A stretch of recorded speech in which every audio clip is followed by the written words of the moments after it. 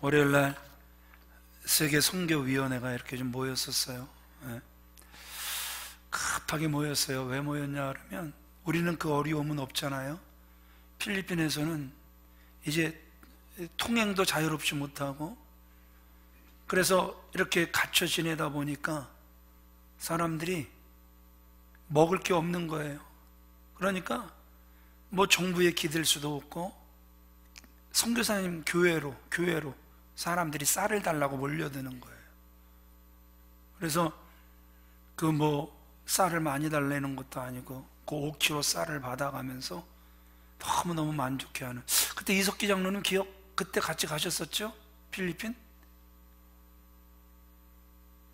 이석기 장로님 아닌가요? 김동렬 장로님 같이, 그때 누가 같이 가셨었더라? 그때 이현보 장로님은 같이 가셨었나요? 기억나세요? 그 5kg를 받으면서 행복해하는, 우리는 또 5kg씩 퍼주면서 행복했던. 예. 그래요. 지금 세계가 정말 너무너무 힘듭니다. 그런 와중에 우리 대한민국에 하나님께서 복을 주셔서 부족함 없게 하신 하나님 정말 감사하고, 이러할 때 더욱더 그 어려운 이웃들을 기억하고 나눌 수 있는 그러한 교회가 됐으면 정말 좋겠습니다. 예. 말씀으로 들어가겠습니다. 살다 보면 정말 이래선 안 되는 줄 알면서도 꼴 보기 싫어 죽겠는 사람이 있습니까? 있습니까? 진짜 그래서는 안 되는 줄 아는데 꼴 보기 싫어 죽겠는 사람들이 있어요. 어떤 사람이냐 하면, 그저 그냥 많겠지만 예를 들자면 아주 가까운 사람인데 배신을 했다거나, 정말 네가 그럴 수 있어? 거짓말을 했다거나, 평소에 둘도 없는 친구라고 막 이 사람 저 사람에게 막 자랑하고 다녔는데 나는 분명히 진실을 말해주는데 그 진실을 믿어주지 않을 때, 아무리 그를 살리려고 좋은 말을 해주어도 그 말을 알아듣지도 않고 알아들으려고 하지도 않을 때 막 눈에서 불이 날 정도로 꼴 보기 싫을 때가 있다라는 것이죠. 왜 이 말씀으로 시작하냐 하면, 오늘 욥이 속에서 막 우라통이 터지는 것 같아요. 엘리바스가 나름 욥의 절친이라고 하면서 지금 욥의 그 받는 괴로움, 욥이 받는 그 고난을 전혀 알아주질 않는 거예요. 오히려 그를 몰아붙이는 거예요. 너 그냥 고난당하지 않아. 이건 죗값이야. 그래서 네 몸 병든 거고 재물 싹 다 뺏긴 거고 네 자녀들 그렇게 한꺼번에 죽은 거야. 그 소리를 들은 그 욥이 이제 그 친구들을 향하여서 그 마음속에 가득 찬 그 분노, 그 마음속에 가득 찬 그 억울함을 절절히 토해내고 있는 장이 본문 6장이란 말입니다. 자, 우리 2절 3절 같이 읽어보도록 그렇게 하겠습니다. 시작. 나의 괴로움을 달아보며 나의 파멸을 저울 위에 모두 놓을 수 있다면 바다의 모래보다도 무거울 것이라. 그러므로 나의 말이 경솔하였구나. 4절. 전능자의 화살이 내게 박힘에 나의 영이 그 독을 마셨나니 하나님의 두려움이 나를 엄습하여 치는구나. 지금 욥은 그 엘리바스의 지적에 대해서 나의 괴로움이 정말 컸기 때문에, 그래서 하나님의 두려움이 나를 치셨기 때문에 내가 정말 경솔한 말을 했다, 이렇게 이야기를 합니다. 그런데 여러분 어떻습니까? 여러분들이 듣기에 지금 욥이 정말로 경솔한 말을 한 것입니까? 아니면 친구들의 말이 너무 어처구니가 없으니까 더 이상 말할 가치도 없으니까 끊어버리는 것 같습니까? 참으로 많은 분들이 전자 쪽이다 말씀하시는 분들이 있어요. 그러나 저는 전자가 아니라는 거예요. 그냥 너무 친구들의 말이 말 같지 않으니까, 너무 그 말을 들으면 들을수록 괴롭기만 하니까 그 말을 끊어버리려고, 그래 내가 경솔한 말을 했다, 이렇게 끊어버리는 것으로 제 귀에는 들려지고 있단 말입니다. 물론 여러분, 기분이 안 좋을 때나 마음이 아플 때는 말을 멈추거나 일을 멈추는 것이 좋습니다. 마음이 어려울 때, 괴로울 때 말을 많이 하다 보면 그 말에 실수가 있기 나름입니다. 그 행동에 실수가 반드시 있기 마련입니다. 그러기에 고난 중에는 말도, 고난 중에는 일도 멈추는 것이 좋고, 나의 괴로움을 알아주시는, 나의 억울함을 알아주시는 그 하나님을 향하여 입을 여는 것이 정말 좋습니다. 그러나 보세요, 그 욥은 그 엘리바스의 지적에 대해서 하나님이 자기를 치시고 그래서 정말 내 말이 경솔했다 말하지만 9절, 10절 말씀, 29절 말씀을 보면 전혀 그렇지 않습니다. 우리 9절, 10절 말씀 같이 읽어보겠습니다. 시작. 이는 곧 나를 멸시하시기를 기뻐하사 하나님이 그의 손을 들어 나를 끊어버리실 것이라. 그러할지라도 내가 오히려 위로를 받고 그칠 줄 모르는 고통 가운데서도 기뻐하는 것은 내가 거룩하신 이의 말씀을 기억하지 아니하였음이라. 지금 욥은요, 그대로 띄워두세요. 욥은요 극심한 고통 가운데 있습니다. 정말 극심한 고통 가운데 있습니다. 그러나 여기서 우리 눈에 확 들어오는 단어가 뭐냐 하면, 나는 오히려 위로를 받고 있다. 나는 오히려 고통 가운데서도 기뻐하고 있다. 욥은 위로를 받고 있고 그 속에서도 기뻐하고 있습니다. 무엇이 그를 기쁘게 하고 있어요? 그 고통 가운데서도 무엇이 그 욥을 기뻐하게 하고 있어요? 내가 거룩하신 이의 말씀을 거역하지 아니하였습니다. 말씀을 붙들고 있는 욥의 모습을 우리에게 보여주고 있다는 것이죠. 우리 29절도 같이 읽겠습니다. 시작. 너희는 돌이켜 행악자가 되지 말라. 아직도 나의 의가 건재하니 돌아오라. 이게 다른 말로 무슨 말입니까? 내가 잘못한 게 아니라 지금 너희들 지금 말하는 그것이 지금 죄를 범하고 있는 거야. 지금 욥은 그들에게 오히려 말을 해주고 있는 모습을 우리에게 보여주고 있단 말입니다. 여러분, 고난 중에 위로가 있다면 어떤 것들이 고난 중에 위로가 될까요?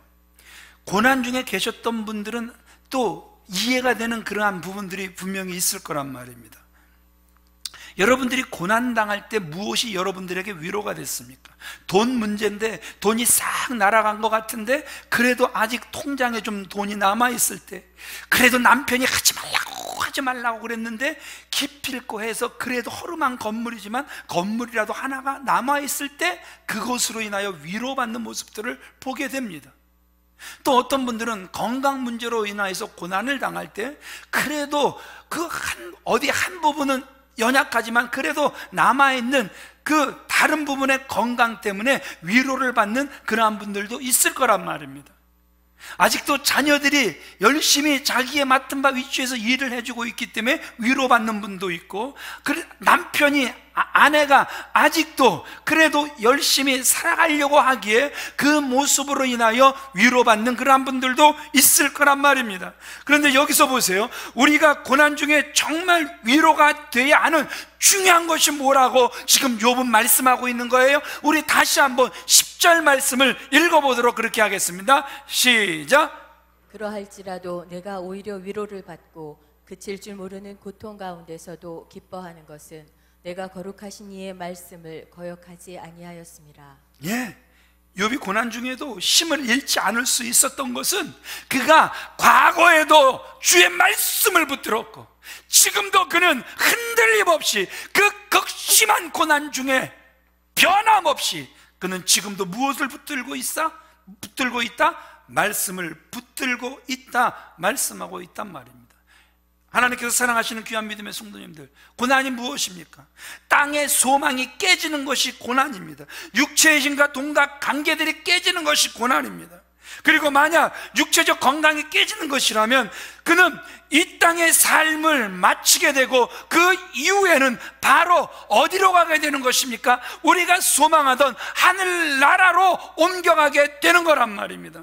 대부분의 극심한 고난은 우리를 어디 앞에 서게 하냐 하면 죽음 앞에 서게 하는 것입니다. 어제 어머님하고 전화를 했어요. 잘 지내셨어요? 늘 하는 말이죠. 아이고 엄마 오늘 음성이 좋네. 아이고 투석을 하셔도 오늘은 그냥 컨디션이 참 좋아 보여요. 막 이렇게 그 엄마를 격려를 해요. 또 실제로 또 이렇게 음성이 좋아 보이시긴 하니까. 그런데 어제 우리 어머님이 하시는 말씀이 이런 거였어요. 목사님, 아들한테도 늘 그래요. 그러면서 어제 동생에게 이렇게 이야기했다라는 거예요. 엄마의 호흡이 점점 가빠지는 걸 보니까, 숨쉬기가 힘들어지는 걸 보니까 내가 올해를 넘길 것 같지는 않아. 그럼에도 불구하고 내가 위로를 받고 내 안에 소망이 넘치면 이 육신의 장막이 무너지고 나면 나는 아버지의 나라로 옮겨갈 것이기 때문이야. 아멘이십니까? 정말 극심한 고난을 당해보면 그 극심한 고난은 우리를 반드시 죽음 앞에 서게 만든단 말입니다. 그때 그에게 가장 중요한 것이 무엇이겠습니까? 고난 중에 아직도 깨진 것, 없어진 그 무엇을 생각하고 아파한다면 아직도 그는 고난이 무엇인지 모르는 사람이란 말입니다. 다시 한번 말씀드립니다. 정말 깊은 고난은 우리를 죽음 앞에 서게 하고, 신앙인에게는 죽음 이후 누구 앞에 서는 거라고요? 하나님 앞에 서는 거란 말입니다. 그러니까 욥기 19장에 가서도 욥이 이 육체 밖에서 내가 누구를 배우리라? 하나님을 배우리라. 그의 믿음이 변함없는 모습을 우리에게 보여주고 있는 거란 말입니다. 그때 정말 중요한 것은 말씀을 굳게 붙잡았고 지금도 말씀을 굳게 붙잡는 거란 말입니다. 그래서 욥기 23장 12절 가서 보면 내가 정한 음식보다 그분의 입술의 말씀을 귀히 여겼다. 친구들은 계속 그를 공격하지만 그는 일관되게 말씀을 붙잡고 이겨내고 있는 너무 귀한 모습을 우리에게 보여주고 있다는 것이죠. 그런데 말씀을 모르는 크리스천들은요, 고난 앞에서도 세상 것에 집착하는 거예요. 그래서 세상의 것, 이런 것에만 그 마음을 다 쏟아붓는 안타까운 모습을 보게 된다는 거예요. 그러나 저와 여러분들 고난 중에 계십니까? 고난 중에 진정 위로가 되고 기쁨이 되기 위해서 말씀을 붙잡는 성도들이 되어주시길 우리 주 예수 그리스도의 이름으로 축원을 드립니다. 특별히 어려우면 어려울수록 우리가 붙잡아야 되는 것은 하나님의 말씀인 줄 믿습니다. 말씀을 붙잡고 살고 있으면 고난의 끝은 죽음에 이르더라도 그 끝에서 저와 여러분들은 웃을 수 있게 될 것입니다. 그래서 고난 중에도 기뻐할 수 있는 거란 말입니다. 고난 중에 위로가 되는 이 기쁨을 오늘 이 말씀을 통하여 만끽하시는 저와 여러분들이 되어지시길 우리 주 예수 그리스도의 이름으로 축원을 드립니다. 욥이 고난 중에도 위로가 됐다고 말하는 말씀의 순종이 저와 여러분들에게도 있어야 됩니다. 그래서 우리도 고난 중에 이것 때문에 위로가 될 수 있었습니다. 지금도 여러분들이 말씀에 순종하고 있다면 어떤 고난이 와도 무섭지 않고, 어떤 고난이 와도 절망스럽지 않고, 어떤 고난이 와도 그 속에서 희망을 발견하게 될 줄 믿습니다. 두렵지 않아 주님 계시니, 괴롭지 않아 주님 계시니, 세상 때문에 고통당해도 주님 때문에 외롭지 않아. 아멘이십니까? 이 주 안의 기쁨 넘치는 또 한 주간의 삶이 되어지시길 우리 주 예수 그리스도 이름으로 축원을 드립니다. 여러분, 고난은 하나의 점 같고 일시적이지만 말씀의 순종은 영원한 것이기 때문이란 말입니다. 고난이라는 일시적인 것 때문에 말씀에 순종하는 영원한 것을 놓치지 않도록 저와 여러분들은 몸부림을 해야 되는 거란 말입니다. 또 본문은요, 말씀을 준비하면서 친구에 대해서 정말 많은 것을 생각하게 했습니다. 특별히 고난 중에 있을 때 친구라는 단어가 정말 소중한데, 고난 중에 있는 사람에게 진정한 친구는 어떠한 모습이어야 되겠는가, 이 모습을 우리에게 보여주고 있단 말입니다. 지금 욥은 연장자 엘리바스의 충고를 들었습니다. 그리고 그 엘리바스에게 대답을 하고 있는 거예요. 야, 나는 친구를 이렇게 생각한다. 어떻게 생각하고 있는지 같이 들어볼까요? 우리 14절 같이 읽어보겠습니다. 시작. 낙심한 자가 비록 전능자를 경외하기를 저버릴지라도 그의 친구로부터 동정을 받느니라. 이스라엘에서 전능자 경외하기를 저버리는 일은 죽일 일입니다. 그런데 욥이 말하는 걸 보세요. 야, 하나님 이거 살아계신 거 맞아? 하나님 살아계시면 이럴 수 있어? 내가 하나님한테 얼마나 잘했는데, 내가 성전에 얼마나 잘했는데, 내가 사람들 앞에 얼마나 잘했는데, 하나님이 살아계시면 이럴 수 있어? 나 하나님 못 믿어. 하나님이 살아계시면 이럴 수 없어. 앞으로 내 사전에 하나님은 없어. 나 하나님 절대 안 믿을 거야. 그러면 이때 친구인 우리는 그 친구에게 어떻게 다가가야 하는가? 이놈의 새끼, 그놈의 주둥아리라고 부르는, 이놈 마주 때려 죽일까봐 그냥 입 닥쳐 임마! 여러분, 이게 친구라고 말하는 겁니까? 지금 욥은 그렇게 말하고 있지 않죠. 뭐라고 말을 하고 있습니까? 비록 전능자 경외하기를 저버렸어도 친구로부터는 뭘 받는다? 동정을 받는다. 친구야 얼마나 힘들었으면 그래. 친구야 얼마나 어려웠으면 그래. 친구야 얼마나 괴로웠으면 그래. 그 마음 이해해. 내가 너의 아픔을 알 수는 없겠지만, 그 아픔을 나누려고 해도 그 아픔을 다 나눌 수는 없겠지만, 친구야 그래 얼마나 힘들었으면 그러니. 그래, 이해한다. 오히려 그 상황에서 필요한 친구는 안아주는 친구란 말입니다. 그때 그 상황에서는 오히려 위로해주는 그러한 친구가 필요한 거란 말입니다. 그래서 그를 진정시키고 그래서 다시 한번 그를 하나님 앞에 세우는 그러한 친구가 정말 필요한 친구란 말입니다. 아멘이십니까? 그런 친구 되어지시길 주님의 이름으로 축원을 드립니다. 정말 낙심한 친구에게 가장 필요한 것은 위로란 말입니다. 가르치려고 하는, 막 손가락질하는, 아프게 하는, 찔러대는, 두렵하는 선생이 아니라 친구가 필요하단 말입니다. 여러분, 진정한 친구는 죄인이라 할지라도 그를 비난하기보다 먼저 그 친구의 위급한 처지와 낙심한 마음을 위로해 줄 수 있어야 되는 거란 말입니다. 여러분, 비난받으려면 경찰서로 갔겠죠. 죄인도 인권이 있는 거 아닙니까? 죄인도 친구란 말입니다. 죄인이라도 친구에게 그럴 권리가 있는 거란 말입니다. 여러분들 주변에 혹시 고난받는 친구가 있습니까? 그렇다면 먼저 그와 같은 마음으로 아파하고 그를 위로할 수 있는, 격려할 수 있는 믿음의 통로, 소망의 통로가 되어지시길 우리 주 예수 그리스도 이름으로 축원을 드립니다. 이때 부를 수 있는 찬송이 뭐냐 하면, 죄인도 죄인도 원수도. 알긴 잘 알아요. 우리가 몰라서 그러는 게 아니에요. 죄인도 원수도 친구로 변한다. 이게 주 안에서 새 생명 얻은 분들의 삶이란 말입니다. 그런데 죄인도 원수도 그놈 그대로다, 뭐 이래버리, 막 개사를 해버리는 이런 모습이 혹시 저와 여러분들의 모습은 아니십니까? 세상에서 우리는 정말 많은 친구들을 사귀입니다. 그런데 그 중에 누가 진정한 친구이겠습니까? 욥은 계속해서 친구에 대해서 말씀하고 있습니다. 우리 15절 말씀 같이 읽어보겠습니다. 시작. 내 형제들은 개울과 같이 변덕스럽고 그들은 개울의 물살같이 지나가느나. 지금 욥 앞에 있는 그 세 친구들이 지금 이렇다라는 거예요. 여기서 개울이란 뭐냐 하면 그 팔레스틴 지역의 특징을 알면 이 개울을 쉽게 우리가 이해할 수 있습니다.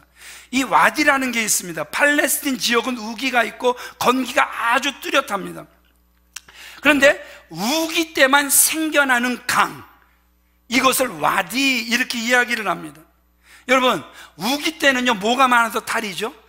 물이 많아서 오히려 탈이란 말입니다. 그래요, 안 그래요? 그런데 그 와디는 정작 물이 필요할 때는 없어요? 없는 거란 말입니다. 물이 건기에는 흔적도 없이 그냥 사라져버린단 말입니다. 그런데 욥이 친구가 지금 그렇다라는 거예요. 친구가 좋을 때는 많고 막 칭찬도 많이 하고 너밖에 없어, 너랑 나랑은 정말 둘도 없는 친구야, 이렇게 말을 하다가 친구가 좀 어려워지면, 많이 어려워지면 사라지고 격려도 없고 위로도 없고 칭찬도 않는다면, 여러분 그런 친구가 진정한 친구겠습니까? 그저 형식적인 친구겠습니까? 이건 절대 진정한 친구가 아니겠죠. 여러분들에게 질문하고 싶습니다. 저와 여러분들에게는 진정한 친구가 있습니까? 참 말씀을 준비하면서 정말 많이 고민해 봤어요. 나에겐 진정한 친구, 내가 이거 믿어줘 그러면 두 말 않고 믿어줄 수 있는 친구가 몇이나 있을까?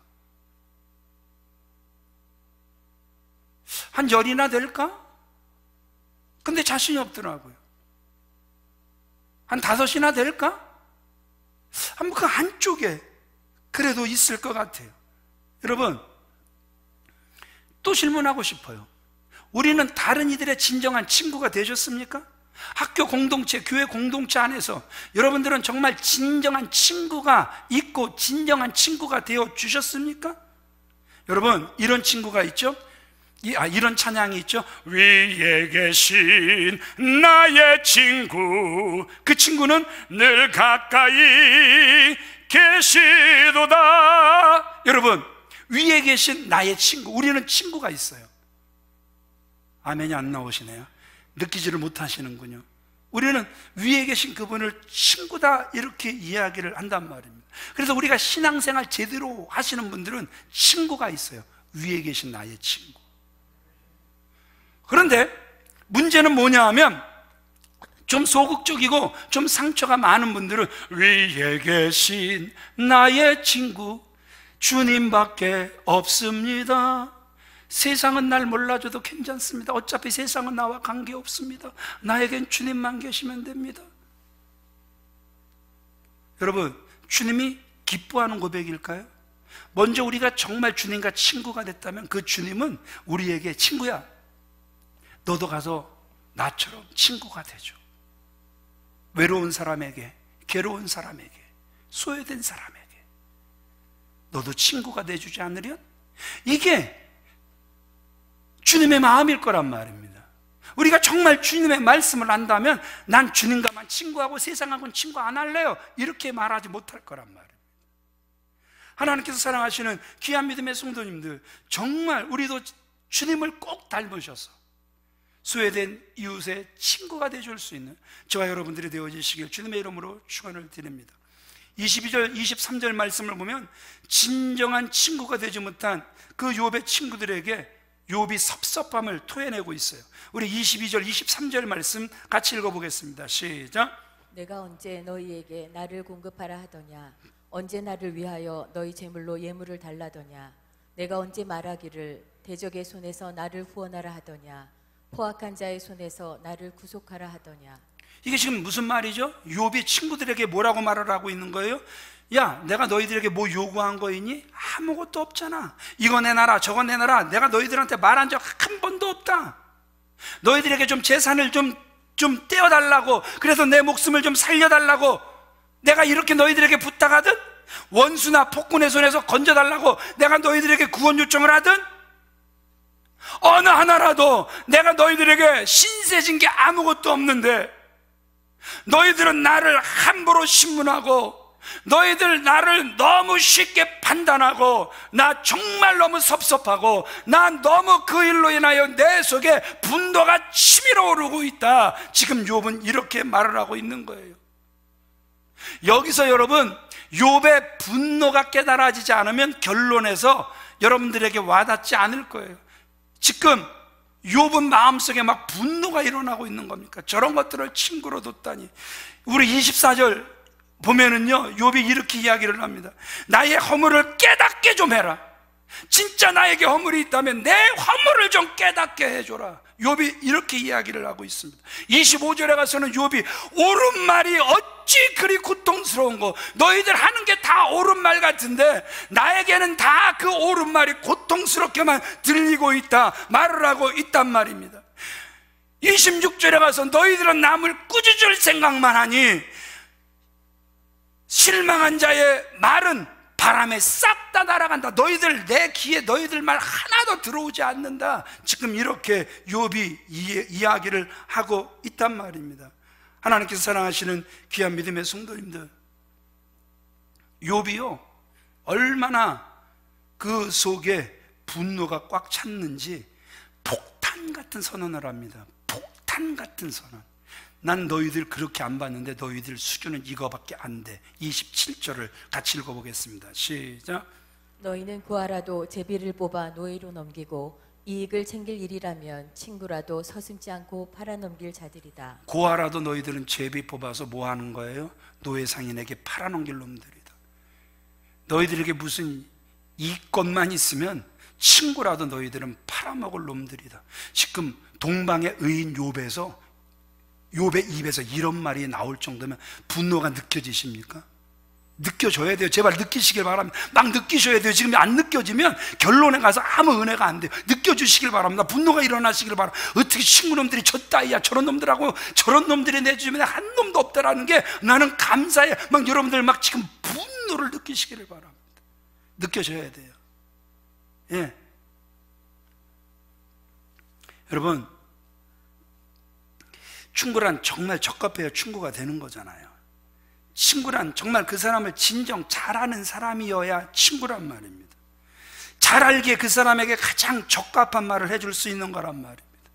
알지 못하고 아는 것처럼 생각해야 하는 말들은 오히려 해가 될 때가 얼마나 많은지, 지금 친구들의 말이 다 유익이 되지 않고 해가 되고 고통만 주고 있단 말입니다. 저는요, 사람들끼리 만나서 이렇게 보면 너무 아는 척을 많이 하는 분이 있어요. 다 안돼. 모르는 거 아무것도 없대. 이미 다 알고 있었대. 이미 다 듣고 있었대. 그럼에도 그냥 가만히 있었대. 저는 그런 분들 보면 막 성질이 날라 그래요. 뭐 알고 있으면서 왜 가만히 있어? 알고 있으면 나서기라도 해야지. 그러면 나서고 싶지 않았으면 몰랐다고나 그러든 입을 그냥 닥치고라도 있든지. 다 알았대. 그런데 막상 진짜 아는 것 같냐고 물어보면 몰라. 그러니까 그들이 안다고 하면서 떠드는 말이 전혀 도움이 안 되는 거예요. 오히려 사람에게 아픔만 주고 상처만 주는 거예요. 그 다음부터는 내가 저 소리 또 들어야 돼. 또 들어. 막 스트레스를 막 업 시키는 이러한 사람들도 보게 된단 말입니다. 하나님께서 사랑하시는 귀한 믿음의 성도님들, 서로를 잘 모르면서 잘 아는 것처럼 말하면 오히려 여러분 정말 해가 된다라는 거 기억하시고, 정말 충고가 되기 위하여서는 그 영혼을 먼저 사랑하시기를 바라고, 정말 깊이 아는 친구들이 되어지시길 우리 주 예수 그리스도의 이름으로 축원을 드립니다. 말 한마디가 정말 중요하단 말입니다. 마음이 완악하고 미움이 있으면은요, 여러분 아시잖아요. 내 속에 미움이 있어 보세요. 내 안에 면역 체계가 무너져 버린단 말입니다. 암세포가 내 마음속에, 내 몸속에 자리를 잡아 버린단 말입니다. 컵에 물을 담아놓고 양파를 우리가 실험을 해보잖아요. 사랑의 에너지를 보내준 양파 정말 잘 자라잖아요. 뿌리 잘 내리잖아요. 그런데 저주를 받고 자라는 양파, 여러분 어떻게 되는 거죠? 뿌리도 못 내리고 죽어버리더란 말입니다. 여러분, 양파도 이러한데 하물며 만물의 영장 인간, 어떤 말을 하느냐, 어떤 말을 듣느냐에 따라서 사람이 달라지는 거란 말입니다. 따라합시다. 말은 사람을 죽일 수도 있고 사람을 살릴 수도 있다. 동의하시죠? 말은 사람을 살릴 수도 있고 말은 사람을 죽일 수도 있단 말입니다.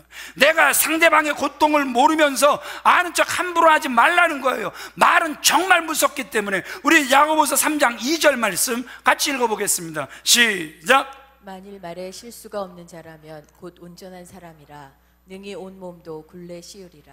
여러분, 말에 실수가 없으면 어떤 사람이다? 온전한 사람이다. 왜냐하면 말이라는 건 능히 온 몸도 굴레를 씌운다라는 거예요. 여러분, 그래서 정말 사람을 살리기도 하고 죽이기도 하는 것이 말이라는 거예요. 아내를, 남편을, 자녀를, 이웃을 우리 성도 안에서 교제하면서 살리기도 하고 죽이기도 하는 것이 말이라는 거예요. 온 몸을, 교회를, 나라를, 민족을, 동네를 굴레 씌울 수 있는 게 말이라는 거예요. 그렇기 때문에 여러분, 정말 말은 신중하게 하시길 주님의 이름으로 축원을 드립니다. 뚫린 입이라고 나오는 대로 쏟아부으면 그 사람 언젠가는 반드시 그 말에 또 자기가 묶여서 후회하는 것을 반드시 느끼게 될 거란 말입니다. 그러기에 저와 여러분들은 어떤 사람이 되어야 하냐 하면 따라합시다. 입장을 바꿔야 된다. 입장 바꾸기의 대가가 누구실까요? 바로 예수님이란 말입니다. 하늘의 영광 싹 다 버리시고 어디에 오신 거예요? 죄인들의 삶 한가운데로 들어오셨단 말입니다. 거기서 그치셨습니까? 우리들의 그 모든 죄와 허물을 싹 다 담당하시고 죽어주셨단 말입니다. 여러분, 부부간에도 야속할 때가 얼마나 많이 있습니까? 그때 입장을 바꿔 보라는 거예요. 부모 자식 간에도 마찬가지란 말입니다. 자식은 부모의 입장에서, 부모는 자식의 입장에서 입장을 좀 바꾸기, 예수님처럼 입장을 한번 바꿔보라는 거예요. 구역 식구의 입장에서 생각하고 구역장의 입장에서 생각해 보라는 거예요. 나만 그런 피해자가 아니라 저 사람도 피해자일 수 있었겠구나, 충분히 우리가 생각할 수 있게 된다는 것이죠. 그 사람을 불쌍히 여기는 마음이 내 속에 생겨나는 거란 말입니다. 이제 결론을 맺겠습니다. 자, 욥이 분노가 일어났습니까? 일어났죠? 고아도 팔아먹을 놈들, 이익이 생기는 일이라면 친구도 팔아먹을 놈들, 욥의 입에서 이런 말이 거침없이 쏟아졌단 말입니다. 그러면 친구들이 미운 거예요? 되게 미운 거예요? 친구들에 대해서 지금 열이 받은 거예요? 그러면 우리가 결론적으로, 그러면 친구 때문에 열받고 고통당하고 괴롭고 승질나고 분노 게이지가 폭발을 한 그런 상황이라고 칩시다. 그럼 그렇게 끝내야 되는가? 오늘 욥의 결론은 그렇지 않다라는 거예요. 우리 28절 29절 말씀 같이 읽어보도록 그렇게 하겠습니다. 시작. 이제 원하건대 너희는 내게로 얼굴을 돌리라. 내가 너희를 대면하여 결코 거짓말하지 아니하리라. 너희는 돌이켜 행악자가 되지 말라. 아직도 나의 의가 건재하니 돌아오라. 내 혀에 어찌 불의한 것이 있으랴. 내 미각이 어찌 속임을 분간하지 못하랴. 속에서 분노는 폭발했지만, 그러나 그가 붙잡는 게 뭐예요? 말씀이에요. 과거에도 말씀을 붙잡았고 지금 현재도 말씀을 붙잡고 앞으로도 주님 앞에 서는 그 순간까지 그는 말씀만 붙잡을 거예요. 그러니 말씀이 그를 교훈하는데, 말씀이 그를 괴롭게 하는데 그 친구들을 더 이상 미워할 수가 없는 거예요. 그래서 욥은 결론적으로 그 친구들을 사랑하고 용서하며 지금 권면하는 너무나 귀한 모습을 우리에게 보여주고 있다라는 것이죠. 너희는 내게로 얼굴을 돌려라. 내가 너희를 대면하여 결코 나 거짓말하지 않는다. 너희 자꾸 그러면 너희들 죄 짓는 자가 되니 그러지 말아라. 나의 의는 아직도 건재하단다. 하나님이 나의 의가 되어 주실 거란다. 사랑하고 용서하고 권면하는 그 욥의 모습을 우리는 결론에서 보게 되는 거란 말입니다. 한 미국 신사가 그 집 앞들에서 이제 그 맥주를 마시면서 신선노름을 하고 있습니다. 마침 그 앞을 아주 많이 굶주리고 목마르고 거기다가 옷까지 허름한 인디언이 지나가다가 그 모습을 보고, 선생님, 빵 한 조각 얻을 수 있겠습니까? 그랬더니 이 신사가 하는 말이, 너에게 줄 빵 없어. 그러면 신사님이 마시는 맥주라도 한 컵 얻어 마실 수 있겠습니까? 너에게 줄 맥주 없어. 죄송한데, 그러면 너무너무 목이 마른데 물이라도 한 컵 얻어 마실 수 있겠습니까?